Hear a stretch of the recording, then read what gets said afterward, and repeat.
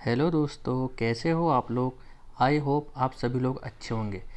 Current affair का ये हमारा नेक्स्ट सेशन है। इसमें हम देखने वाले हैं कि लास्ट वीक में कौन कौन से इम्पोर्टेंट क्वेश्चन रहे हैं। और आज 7 जून है और 6 जून के जो करेंट अफेयर के जो क्वेश्चन है वहाँ भी हम इस सेशन में कवर करेंगे। तो चलिए स्टार्ट करते हैं हम आज का वीडियो। तो फर्स्ट क्वेश्चन है हमारा, विश्व पर्यावरण दिवस मनाया जाता है। तो विश्व पर्यावरण दिवस कब मनाया जाता है फ्रेंड्स? यह 5 जून को मनाया जाता है। सभी जानते हैं कि वर्ल्ड एनवायरनमेंट डे कब मनाया जाता है? 5 जून को मनाया जाता है। यह इसका मनाने का उद्देश्य क्या है? इसका उद्देश्य यह है कि पर्यावरण मुद्दों और उनसे निपटने के लिए होने वाली कार्रवाई विश्व स्तर पर पर्यावरण के लिए जागरूकता करना, लोगों को या देश को पर्यावरण के संबंध में जागरूक करना, इसका यह उद्देश्य होता है। ठीक है फ्रेंड्स, हर साल पर्यावरण दिवस 5 जून को मनाया जाता है और यह कब स्टार्ट हुआ इसके बारे में हम जानते हैं। ठीक है फ्रेंड्स, चलिए हम जानते हैं इसके बारे में। तो 5 जून 1972 की बात है। कब की बात है?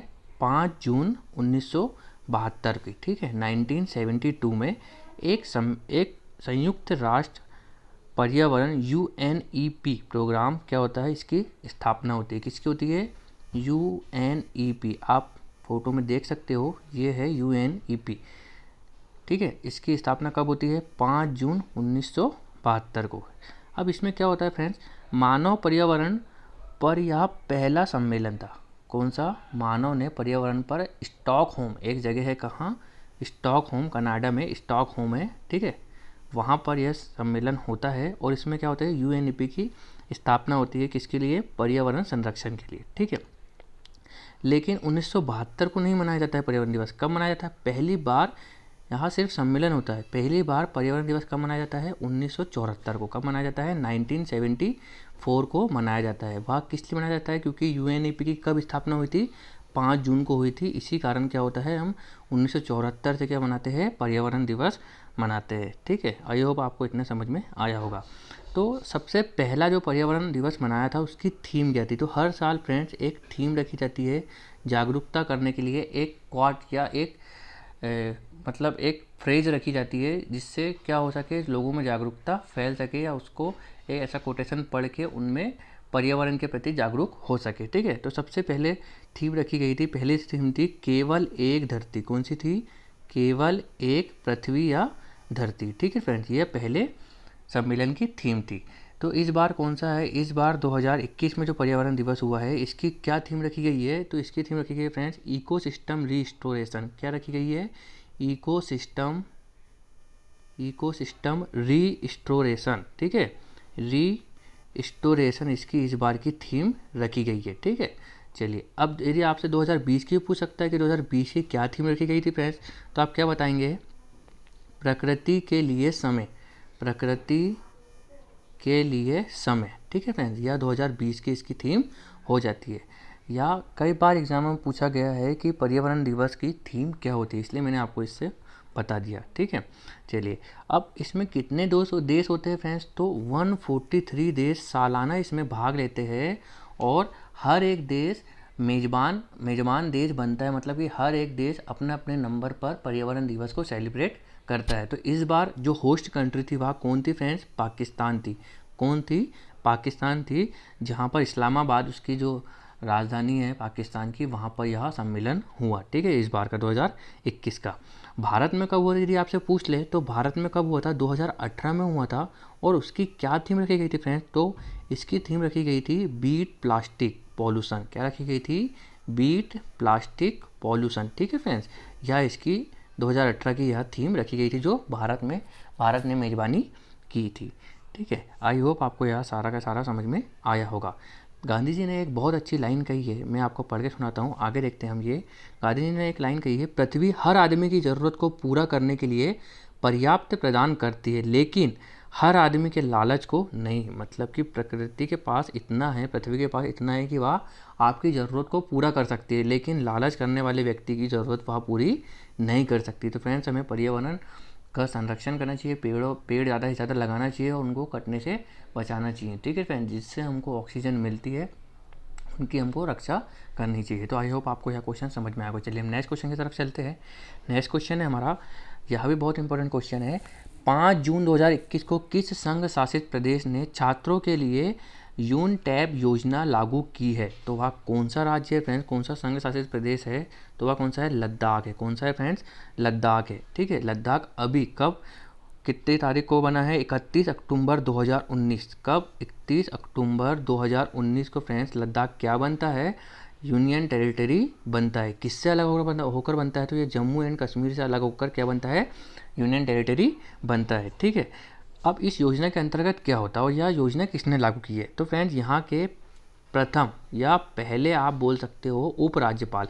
यूनियन टेरिटरी में कौन होता है? जो जैसे कि हमारे यहाँ राज्य में, स्टेट में सबसे विशिष्ट पद किनका होता है? राज्यपाल का। तो वैसे ही संघ शासित क्षेत्र में किसका होता है? उपराज्यपाल का। यहाँ के पहले जो उपराज्यपाल है वो कौन बने हैं? R.K. माथुर। जो राधा कृष्णन जी है, R.K. माथुर यहाँ के क्या बने हैं? पहले उपराज्यपाल बने हैं, जिन्होंने छात्रों के लिए यूनटैब योजना स्कीम लॉन्च की है। इस योजना के तहत क्या होता है? लेह में करीब 1200, जो लेह है यहाँ पर लद्दाख का एक जिला है। कौन सा है? लेह। लद्दाख में 2 जिले, कौन से? लेह और कारगिल। इनके बारे में हम आगे जानेंगे। ठीक है, अभी हम योजना के बारे में पढ़ लेते हैं। ठीक है, तो लेह में क्या हुआ है? लेह में 12,000 कितने? 12,300 टैबलेट किनको दिए जाएंगे? छात्रों को दिए जाएंगे। ठीक है, इसमें क्या होगा? 6वीं से 12वीं के जो छात्र हैं उनको वितरित किए जाएंगे। और इस योजना की जो प्रणाली, इससे क्या होगा? शिक्षा प्रणाली में संचार, मतलब कि उसको सुगम बनाने के लिए ये योजना स्टार्ट की है। ठीक है, अब चलिए हम जानते हैं कि लद्दाख के बारे में, कि लद्दाख कब बना और यहाँ पर क्या क्या विशेषता है इसकी।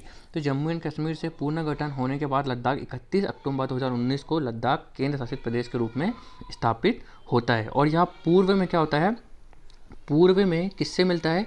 तिब्बत स्वायत्त क्षेत्र, मतलब कि चीन वाला क्षेत्र, जो अक्साई चीन हम जो बोलते हैं वो वाला क्षेत्र, जहाँ पे क्या है? LAC है। ठीक है, लाइन ऑफ कंट्रोल जो है ना, वो कहाँ पर है? ये तिब्बती अक्साई चीन में। ठीक है, दक्षिण में किससे मिलता है? ये जैसे कि मान लो ये है ईस्ट, वेस्ट, नॉर्थ और ये साउथ, ये है। ठीक है, फिर से बना लेते हैं, ईस्ट, वेस्ट, नॉर्थ, साउथ। तो क्या बोल रहा है? पूर्व में तिब्बत वाला क्षेत्र है, यहाँ पर चीन वाला। दक्षिण में कौन सा वाला क्षेत्र है? हमारा हिमाचल प्रदेश वाला क्षेत्र है लेह के। और पश्चिम में कौन सा है? जम्मू एंड कश्मीर वाला क्षेत्र है। और उत्तर में जो है काराकोरम श्रृंखला, आपने सुनी होंगी काराकोरम के बारे में। काराकोरम जो डर रहा है, काराकोरम श्रृंखला जो है यहाँ चीन, शिनजांग चीन में फैला हुआ है। ठीक है, यहाँ पर ये वाला क्षेत्र आता है। ठीक है, आई होप आपको यह समझ में आया होगा। अब मैंने आपको बताया था कि लद्दाख में कितने ज़िले हैं फ्रेंड्स? 2 ज़िले हैं। कौन से हैं? लेह और कारगिल। कौन से हैं? लेह और कारगिल। ठीक है, लेह में 2-3 घाटी परियोजनाएं हैं, वो भी देख लेते हैं हम। चलिए आगे देखते हैं। तो लेह में कौन सी श्योक, सिंधु और नुब्रा नदी घाटियाँ शामिल है। ठीक है, कौन सी है? श्योक, सिंधु, नुब्रा नदी घाटी परियोजना कहाँ पर चलती है? लेह जिले में चलती है। कारगिल में कौन सी चलती है? द्रास, सुरू, जास्कर नदी घाटियाँ कहाँ पर चलती है फ्रेंड्स? लद्दाख में चलती है। ठीक है, यह भारत में दूसरा सबसे कम आबादी वाला केंद्र शासित प्रदेश है। यदि फर्स्ट की बात करो तो फर्स्ट कौन सा हो जाता है? लक्षद्वीप हो जाता है। कौन सा है? लक्षद्वीप हो जाता है। और सेकेंड क्या हो जाता है? लद्दाख हो जाता है। ठीक है, और भारत का सबसे बड़ा जो नेशनल पार्क है वो कौन सा है? हेमिस नेशनल पार्क है। कौन सा है? हेमिस नेशनल पार्क है, जो कहाँ पर स्थित है? लद्दाख में स्थित है। आपने फोटो भी देखी होगी क्वेश्चन के पास। ठीक है, और पेंगोंग झील भी कहाँ पर है? यहाँ भी कहाँ पर स्थित है? लद्दाख में स्थित है। मैं आपसे एक क्वेश्चन करता हूँ कि भारत का पहला नेशनल पार्क कौन सा है? ठीक है, और वह किसके नाम पर रखा गया है? ठीक है, और वह किस राज्य में स्थित है? आपको यहाँ बताना है। आपको कमेंट करके या इसका आंसर देना है। ठीक है, तो आई होप आपको यह क्वेश्चन भी समझ में आया होगा। चलिए हम नेक्स्ट क्वेश्चन की तरफ चलते हैं। हाल ही में लेखक डेविड डियोप ने अंतर्राष्ट्रीय बुकर पुरस्कार 2021 जीता है। इनका संबंध है, इनका संबंध कहाँ से फ्रेंड? अमेरिका, अफ्रीका, भारत या फ्रांस? तो किससे संबंध है इनका? फ्रांस से संबंधित है। ये एक फ्रांसीसी व्यक्ति है। ठीक है, यह पुरस्कार जीतने वाले ये पहले फ्रांसीसी बन गए हैं। ठीक है, यह पुरस्कार जीतने वाले, यह अंतर्राष्ट्रीय बुकर पुरस्कार जीतने वाले पहले फ्रांसीसी व्यक्ति बन गए। इनकी बुक का नाम क्या है फ्रेंड्स? वो कौन सी थी? 8 नाइट। कौन सी है? 8 night all blood is black. ठीक है, इसका संबंध किससे फ्रेंड्स? ये बुक का ऑल ब्लड इज ब्लैक, इसका संबंध किससे? इस किताब का संबंध विश्व युद्ध में फ्रांस की ओर से लड़ने वाले जो जो सैनिक थे या अल्फा निदियाई जो थे, मतलब वहाँ की जो एक टुकड़ी थी सैनिक दल की, उनके ऊपर इन्होंने यह बुक लिखी है। ठीक है, इसका अंग्रेजी अनुवाद किसने किया है फ्रेंड्स? तो इसका अंग्रेजी अनुवाद किया है एना मॉस्कोवस ने किया है। किसने? एना मॉस्कोवस ने इसका अंग्रेजी अनुवाद किया है फ्रेंड्स। यह सारी डिटेल आपको हमारी नेक्स्ट स्लाइड में मिल जाएगी, आप वहाँ से पॉज करके इसको आप नोट डाउन कर सकते हैं। ठीक है, यहाँ इनका मतलब यह जो है बुक है, यह एक उपन्यास है। ठीक है, यह क्या है? एक उपन्यास है। अब मैं अंतर्राष्ट्रीय बुकर प्राइज़ की बात करूँ तो पहले इसका नाम क्या था फ्रेंड्स? इसका नाम था पहले मैन बुकर प्राइज़ था। क्या था? मैन बुकर प्राइज़ था। ठीक है, इसको मैन बुकर पुरस्कार कहा जाता था। अब इसको क्या कहा जाता है? अंतर्राष्ट्रीय बुकर पुरस्कार कहा जाता है। यह किस क्षेत्र में दिया जाता है फ्रेंड्स? तो बुकर पुरस्कार अंग्रेजी भाषा में लिखे गए सर्वश्रेष्ठ उपन्यास और यूनाइटेड किंगडम और आयरलैंड में प्रकाशित उपन्यास को दिया जाता है। ठीक है, क्या क्या बोला मैंने? यहाँ लिखे गए उपन्यास, यूनाइटेड किंगडम जो होता है यूके, और आयरलैंड जो आयरिश व्यक्ति है उनके यहाँ जो उपन्यास प्रकाशित होते हैं उनका अंग्रेजी अनुवाद किया जाता है।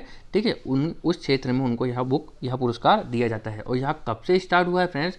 तो 1969 से यह पुरस्कार स्टार्ट होता है। अब आप पूछोगे कि इंडिया के लोगों को किसी को मिला है क्या? तो जस्ट फ्रेंड, इंडिया के 5 लोग ऐसे हैं जिनको मिला है जो इंडिया से संबंधित रखते हैं, लेकिन हम सिर्फ 2 या 3 लोग देखेंगे जो मूल भारतीय रहे, जो इंडिया के रहे। जैसे कि वाई.एस. न्यायपाल रहे हैं इंडिया, मूल मतलब व्यक्ति थे इंडिया के, लेकिन वो यहाँ नहीं रहते थे। ठीक है, एक प्रकार से आप एनआरआई समझ सकते हो उनको।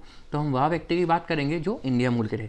आपने सुना होगा अरुंधति रॉय। किसका? अरुंधति रॉय का नाम सुना होगा आपने। ठीक है, यह पहली भारतीय महिला थी जो 1997 में जिनको यहाँ अंतर्राष्ट्रीय मैन बुकर पुरस्कार मिलता है। ठीक है, अब इनकी बात करूँ तो इनको किस बुक के लिए मिलता है? तो इनकी एक बुक थी the God of small thing. कौन सी थी? The God of small thing. आप नोट डाउन कर सकते हैं फ्रेंड, स्मॉल थिंग इनकी एक बुक थी जिनके लिए इनको यह पुरस्कार मिला था। ठीक है, 2006 में, अब 2006 में किरण देसाई, किनको? किरण देसाई। ठीक है, किरण देसाई जी को यह अवार्ड मिलता है। इनकी कौन सी बुक थी friend? The inheritance of loss. The inheritance of loss के लिए यहाँ इनको पुरस्कार मिलता है। मैं आपको वापस से बोल देता हूँ, आप राइटिंग समझ नहीं सकते हो पर आप एडजस्ट कर लीजिए थोड़ा। The inheritance of loss. ठीक है फ्रेंड्स, और एक है बहुत ही फेमस बुक रही है 2008 की। किनकी है यह? अरविंद अडिगा। यह किनकी है फ्रेंड्स? अरविंद अडिगा जी की है। ठीक है, यह इनकी कौन सी बुक थी? The white tiger. कौन सी थी फ्रेंड्स? The white tiger. ठीक है, ये इस बुक के लिए इनको यह पुरस्कार मिल चुका है। तो यह 3 लोग थे जिनको मिला है। कौन कौन से? Arundhati Roy, the small thing of God, Kiran Desai, inheritance of loss, और Aravind Adiga the white tiger. इनके लिए इनको यह पुरस्कार मिल चुका है। तो आई होप फ्रेंड्स यह आपको क्वेश्चन समझ में आया होगा। चलिए हम नेक्स्ट क्वेश्चन की तरफ चलते हैं। नेक्स्ट क्वेश्चन है हमारा, सतत विकास रैंकिंग SDG 2020 के अनुसार भारत की रैंक रही है। ठीक है, 131, 115, 117 और 63। ठीक है, सतत विकास के बारे में हमने 1-2 दिन पहले ही बात की है, आपको उसके बारे में मैंने पूरा समझा दिया है। फिर भी हम आज और बात कर लेते हैं। जब जो इससे पहले जो लॉन्च हुआ था सतत जो रैंकिंग आई थी उसमें केरल हमारे भारत की आई थी, जिसमें केरल पहले नंबर पर रहा था। कितने नंबर पर रहा था? केरल पहले नंबर पर रहा था। ठीक है, और लास्ट पे कौन रहा था फ्रेंड्स? वो बिहार रहा था। कौन रहा था? बिहार रहा था। अब क्या हुआ है? अब देशों की आई है। ठीक है, जिसमें भारत कौन सा नंबर पर है ये हमको बताना है। ठीक है, चलिए हम जानते हैं। चलिए आगे चलते हैं हम और इनके बारे में जान लेते हैं। ठीक है, तो संयुक्त राष्ट्र संघ क्या है फ्रेंड्स? संयुक्त राष्ट्र संघ के 193 देश है। कितने हैं यूएन में? कितने हैं? 193 देश है। 193 देश है। ठीक है, इन देशों में इन्होंने क्या लक्ष्य रखा है? 2015 से लेकर 2030 तक के कितने लक्ष्य रखे हुए हैं? 17 लक्ष्य रखे हुए हैं। या आप फोटो में देख सकते हैं, या पूरे 17 लक्ष्य रखे हुए हैं। इसके आगे हम आपको हिंदी वर्जन में बताएंगे। ठीक है, तो 2030 तक के एक एजेंडे के हिस्से के रूप में 17 विकास लक्ष्यों को अपनाया सभी देश ने। और भारत की रैंक पिछले साल के मुकाबले क्या हुआ है? 2 स्थान गिर गई है। कितने स्थान गिर गई है फ्रेंड्स? 2 स्थान नीचे आ गई है। और अब कितनी हो गई है? 117। मतलब कि इससे पहले कितनी थी? 2019 में 115 थी। ठीक है, तो मतलब अच्छा नहीं है ये तो। ठीक है, फिर भी हम जान लेते हैं। चलिए, भारत के 4 दक्षिणी देश जो है, जैसे कि एशियाई देश जो है हमारे, भूटान, नेपाल, श्रीलंका और बांग्लादेश भी हमारे से आगे है। ठीक है, जिसमें हम पीछे है। तो भारत का कुल जो मार्क रहा है इसमें क्या होता है? पॉइंट मिलते हैं। तो इसमें भारत को 100 आउट ऑफ कितने पॉइंट मिले हैं फ्रेंड्स? 61.9 भारत को पॉइंट मिले हैं। ठीक है, अब वह 17 लक्ष्य की बात करूँ मैं, तो इसमें कौन कौन से देखिए, गरीबी एंड भुखमरी, आगे चलते हैं हम और आपको बताते हैं ये है पॉइंट। गरीबी और भुखमरी खत्म करना, अच्छी सेहत और आरोग्य, अच्छी शिक्षा, लैंगिक समानता, साफ पानी, स्वच्छता, किफ़ायती स्वच्छ ऊर्जा, अच्छा कार्य और आर्थिक विकास, उद्योग, नवाचार है और अवसंरचना शामिल है इसमें। इसके अलावा समानता घटना जो होती है, जैसे कि स्थायी शहर समुदाय, जिम्मेदार उपभोग उत्पादन, जलवायु कार्रवाई, जल के नींव मतलब जीवन है, जल जीवन वाला, भूमि पर शांति और जीवन, न्याय एवं मजबूत संस्थान, अंतिम लक्ष्यों में 17 वैश्विक साझेदारी, ठोस रखना आदि, यहाँ इसके सारे के सारे लक्ष्य रखे गए हैं। ठीक है फ्रेंड्स, तो चलिए आई होप आपको यह समझ में आया होगा। हम कुछ महत्वपूर्ण रैंकिंग के बारे में जान लेते हैं। चलिए आगे चलते हैं हम। जैसे कि विश्व प्रेस स्वतंत्रता सूचकांक में भारत कितने नंबर पर है? 142। अंतर्राष्ट्रीय बौद्धिक संपदा जो इंटेलेक्चुअल प्रॉपर्टीज़ को हम बोलते हैं, अंतर्राष्ट्रीय बौद्धिक संपदा सूचकांक में कितने नंबर पे है? 40 नंबर पर है। जलवायु प्रदर्शन सूचकांक में 9 नंबर पे है। HDI फ्रेंड्स, यह बहुत ही इंपॉर्टेंट क्वेश्चन है, यह बहुत ही इंपॉर्टेंट इंडेक्स है। कौन सा है? HDI। इसमें 3 लक्ष्य रखते हैं, साक्षरता, जीवन प्रत्याशा, ठीक है, यह ऐसे इस प्रकार के 3 लक्ष्य रखते हैं, जिसके तहत भारत अभी कितने नंबर पर है? 131। इसमें भी 2 स्थान रैंकिंग गिर गई है, पहले यह कितने नंबर पे था? 129 नंबर पे था। ठीक है, ईज ऑफ डूइंग बिजनेस, यह रिपोर्ट बहुत इंपॉर्टेंट है। ईज ऑफ डूइंग बिजनेस में हम कितने नंबर पर है? 63 नंबर पर है। वैश्विक शांति सूचकांक में कितने नंबर पे है? 141 पर हम हैं। ठीक है, और वैश्विक आतंकवाद सूचकांक में कितना है? 138 है। ठीक है, यह सारे के सारे बहुत इंपॉर्टेंट सूचकांक है फ्रेंड्स, जो एग्जाम में बार बार पूछे जाते हैं। तो आई होप आपको यहाँ क्वेश्चन समझ में आया होगा। फ्रेंड्स, आपको हमारा वीडियो पसंद आता है तो ज़्यादा से ज़्यादा लोगों में शेयर कीजिए और हमारे चैनल को सब्सक्राइब कीजिए। चलिए आगे चलते हैं और हम नेक्स्ट क्वेश्चन के बारे में बात करते हैं। फ्रेंड्स, यह इस पूरे सेशन का सबसे मोस्ट IMP क्वेश्चन है जो यह है। ठीक है, केंद्र सरकार हैदराबाद बेस्ड कंपनी बायोलॉजिकल ई, कौन सी कंपनी है फ्रेंड्स? बायोलॉजिकल ई कंपनी है। इसने क्या किया है? कोरोना वायरस वैक्सीन की 30 करोड़ डोज खरीदने जा रही है। कौन? केंद्र सरकार। किससे? बायोलॉजिकल ई से। वह वैक्सीन का नाम है, तो वह कौन सी वैक्सीन है फ्रेंड्स? आपको बताना है, कोविशील्ड है, कार्बोवैक्स है, या कोवैक्सीन है, या फाइजर है। तो इसका नाम है फ्रेंड्स कार्बोवैक्स। यह हमारी भारत की तीसरी वैक्सीन है और स्वदेशी दूसरी वैक्सीन है। अब इन दोनों में अंतर क्या है कि स्वदेशी दूसरी और भारत की तीसरी कैसे है, यह हम जानते हैं। ठीक है, और क्या करती है यह, इसको ही क्यों इतना बड़ा मतलब अमाउंट में पैसा दिया गया है और इतने बड़े अमाउंट में इससे क्या ली जा रही है? वैक्सीन ली जा रही है भारत सरकार द्वारा, जबकि हमारे पास पहले से कोविशील्ड है और कौन सी है? कोवैक्सीन हमारे पास है। फिर इससे हम क्यों ले रहे हैं इतनी ज़्यादा? यह बातें हम जानते हैं। तो फ्रेंड्स, आप सबसे पहले मैं कोविशील्ड की बात करूँ तो कोविशील्ड को किसने बनाया है फ्रेंड्स? या सीरम इंस्टीट्यूट ने बनाया है। किसने बनाया है? सीरम इंस्टीट्यूट ने बनाया है। ठीक है, इसके अंदर क्या है फ्रेंड्स? तो इसके अंदर क्या है, जो हमारे चिंपैंजी होता है उसका एडिनो वायरस से, जो एडिनो वायरस जो आया था पहले, एडिनो वायरस से क्या हुआ है, उसके अंदर से क्या निकाला हमने? एंटीबॉडीज़ निकाली है। और जो प्रोटीन, क्योंकि इसमें होता क्या है वैक्सीन में? प्रोटीन का सेपरेशन होता है। क्या होता है फ्रेंड्स? प्रोटीन का सेपरेशन होता है। आप यहाँ देख रहे होंगे, या जो रेड दिख रहे हैं ऊपर, ठीक है, या रेड जो ऊपर दिख रहे हैं, यह क्या है? एंटीबॉडीज़ बोलते हो आप, लेकिन यह प्रोटीन का सेपरेशन है। ठीक है, क्या है फ्रेंड्स? प्रोटीन का सेपरेशन है। और आप एडिनो वायरस जैसे अंदर जाएगा तो क्या होगा? अपने को पहले से मालूम चल जाएगा इसमें कि या भैया एडिनो वायरस है, तो एंटीबॉडी उस पर अटैक करेगी और उसको हमारी बॉडी से चिपकने नहीं देगी। सेम क्या है? कोवैक्सीन में भी है, पर कोवैक्सीन में क्या है? मृत कोरोना वायरस डाला गया है। क्या डाला गया है? मृत कोरोना वायरस डाला गया है, जिससे क्या होगा? एंटीबॉडीज उसको पहचान लेगी और उसको खींच लेगी। पर कार्बोवैक्स में क्या हुआ है फ्रेंड्स? कार्बोवैक्स में क्या हुआ है? जो कोरोना वायरस है उससे ही सेपरेशन कर लिया गया है। क्या किया है? जो कोरोना वायरस, जो एक्चुअल कोरोना वायरस है, उससे ही एक्चुअल में प्रोटीन निकाला गया है और उससे यह वैक्सीन बनाई जा रही है। ठीक है फ्रेंड, तो आई होप आपको यह समझ में आया होगा। जैसे कि हम अब जैसे ये वायरस है, आप समझ लो एक बार, मैं आपको और एक बार समझाने की कोशिश करता हूँ। इसके अंदर में क्या है? RNA संरचना होगी। क्या होगी फ्रेंड्स? RNA संरचना होगी। ठीक है, इसके बाहर क्या है? प्रोटीन है। ठीक है, तो जो बाकी वैक्सीन है, कोवैक्सीन और कोविशील्ड, इसमें क्या हो रहा है? कोविशील्ड में तो RNA रिलेटेड है कि वह RNA में जाता है। क्या? हमारा वैक्सीनेशन, जो जैसी हमारी जो एडिनो वायरस है, जो चिंपैंजी का जो वायरस हमने निकाला है, वह कहाँ जाता है? RNA में जाता है। तो जैसे ही RNA में जाएगा, उससे पहले क्या होगा? हमको कौन पकड़ लेगा, एंटीबॉडी पकड़ लेगी और उस वायरस को खींच लेगी। अब कोवैक्सीन में क्या होगा, कोवैक्सीन में क्या होगा, ये जो हमारे ऊपर जो एंटीबॉडीज़ हो रही है या प्रोटीन बना हुआ है वो वहाँ अटैक करेगा वायरस, और जैसे अटैक करने के लिए होगा तो क्या होगा, इसको पहले कौन खींच लेगी, एंटीबॉडीज हमारी खींच लेगी।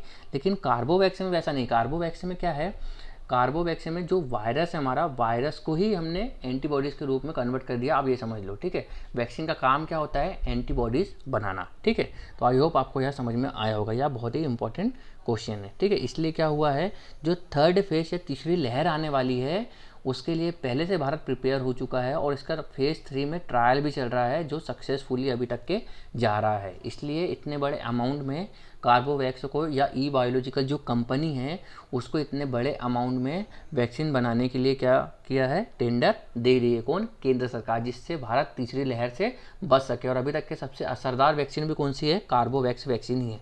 तो आई होप फ्रेंड्स आपको यह समझ में आया होगा। हम बायोलॉजिकल के बारे में जान लेते हैं कि जो बायोलॉजिकल ई है जो वैक्सीन ये वैक्सीन कौन सी विकसित कर रहा है, कार्बोवैक्स वैक्सीन मतलब विकसित कर रहा है, ठीक है। केंद्रीय स्वास्थ्य मंत्रालय बायोलॉजिकल ई को एडवांस में 1500 करोड़ रुपए का भुगतान करेगी, ठीक है। जो बायोलॉजिकल ई का जो कोविड-19 का वर्तमान में फेज़ 1 फेज़ 2 क्लिनिकल ट्रायल आशाजनक परिणाम देखने को मिले हैं, और फेज़ 3 में क्लिनिकल ट्रायल दौर से यह गुजर रहा है, जिसमें भी अच्छे जो परिणाम आ रहे हैं, ठीक है। यह वैक्सीन कब तक आ जाएगी, तो अगले महीने अगस्त से दिसंबर तक के आने की उम्मीद है, ठीक है फ्रेंड्स। आप बाकी यह चीज़ें यहाँ पर पढ़ सकते हो। चलिए हम आगे चलते हैं और नेक्स्ट क्वेश्चन की बात करते हैं। यह आज का हमारा लास्ट क्वेश्चन रहेगा। यह है बायोलॉजिकल लिमिटेड, यह कब बनी है, यह इसके कौन है। और फ्रेंड्स एक जॉनसन एंड जॉनसन कंपनी जो कोविड-19 वैक्सीन कौन है, यूएसए की है, उसने भी बहुत बड़े अमाउंट में अभी बायोलॉजिकल ई को एक टेंडर दिया हुआ है। यह ऐसा नहीं कि नई कंपनी है, यह बहुत पुरानी कंपनी है, ठीक है, जिसके फाउंडर कौन है, कृष्णम राजू है। कौन है, कृष्णम राजू, आप यहाँ पर देख सकते हैं। तो आई होप आपको यह समझ में आएगा। चलिए हम आगे चलते हैं और नेक्स्ट क्वेश्चन हमारा आज का यह लास्ट क्वेश्चन है।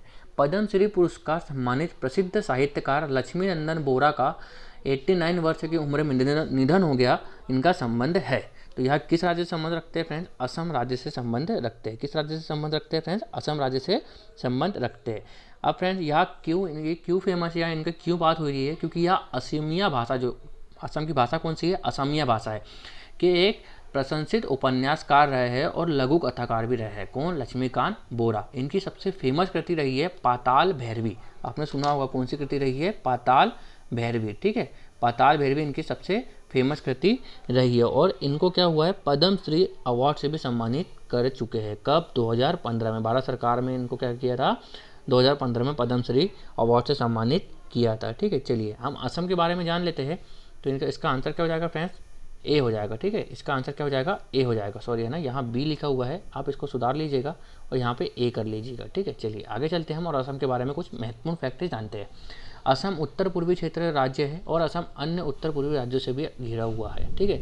यह 7 सिस्टर में आता है, जो असम है वह 7 सिस्टर में आता है। अरुणाचल प्रदेश, नागालैंड, मणिपुर, मिजोरम, मेघालय, त्रिपुरा और खुद असम, यह ऐसे 7 है जो क्या होता है 7 सिस्टर राज्य कहलाते हैं। और यह पश्चिम बंगाल में भी इसकी सीमा कुछ लगती है। यह 2 अंतर्राष्ट्रीय देश से सीमा बनाता है। कौन कौन से, भूटान और बांग्लादेश से इसकी सीमा लगी हुई है। यहाँ पर विश्व का सबसे बड़ा नदी द्वीप समूह माजुली द्वीप समूह कहाँ पर स्थित है, असम में ही स्थित है। यहाँ पर एक बहुत ही फेमस मेला लगता है, अम्बुबाची का मेला लगता है, जो कामाख्या माता मंदिर होता है। और यहाँ पर किसकी पूजा होती है, योनि की पूजा होती है, ठीक है फ्रेंड्स। यह एक लौता मंदिर है, यह जो हमारे शक्तिपीठ है, ठीक है, 51 जो शक्तिपीठ है उसमें भी गिना जाता है। कौन सा, कामाख्या माता मंदिर। यहीं पर काजीरंगा नेशनल पार्क है, जो एक सींग वाले गेंडे के लिए फेमस है, जिसको क्या बोलते हैं हम, राइनोसोर्स भी बोलते हैं, ठीक है। यहाँ पर भूपेन हजारिका एक पुल है, या ढोला सादिया पुल, जिसका नाम बदल कर क्या कर दिया है, भूपेन हजारिका पुल कर दिया है। यहाँ कहाँ पर स्थित है, लोहित नदी पर स्थित है। भूपेन हजारिका जी को 2019 में क्या मिल चुका है, भारत रत्न से इनको नवाजा जा चुका है, ठीक है। और शास्त्रीय नृत्य कहाँ पर है फ्रेंड्स, शास्त्रीय नृत्य कहाँ का है, यह भी असम का है, ठीक है। चलिए और हम अब जान लेते हैं कंप्यूटर के कुछ महत्वपूर्ण सवाल हमारे, या बाकी असम के बारे में आप यहाँ देख लीजिएगा। लोकसभा की सीट, राज्यसभा की सीट, राज्यपाल जगदीश मुखी जी, मुख्यमंत्री हेमंत कुमार बिस्वा जी है, ठीक है। चलिए हम कंप्यूटर क्वेश्चन जानते हैं। स्टैंडर्ड जो कीबोर्ड है सामान्यतः कितने बटन के फंक्शन कीज होती है, तो कितनी होती है, 101 बटन और 12 फंक्शन कीज होती है। URL होता है वर्ल्ड वाइड वेब पर डॉक्यूमेंट पेज ये का एड्रेस होता है कौन, URL, ठीक है। माउस, कीबोर्ड या जॉयस्टिक, स्कैनर, लाइट, पेन किसके उदाहरण है, यह सब इनपुट डिवाइस के उदाहरण है।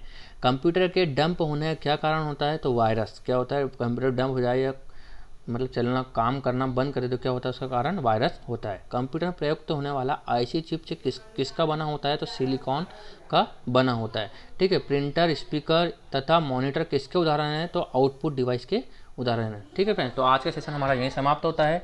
आई होप आपको ये सारी चीज़ें समझ में आई होगी। आपको यह चीज़ समझ में आती है तो हमारे वीडियो को लाइक कीजिए, शेयर कीजिए और ज़्यादा से ज़्यादा लोगों में फैलाइए, ठीक है। और हमारे चैनल को सब्सक्राइब भी कर लीजिएगा। Thank you so much friends.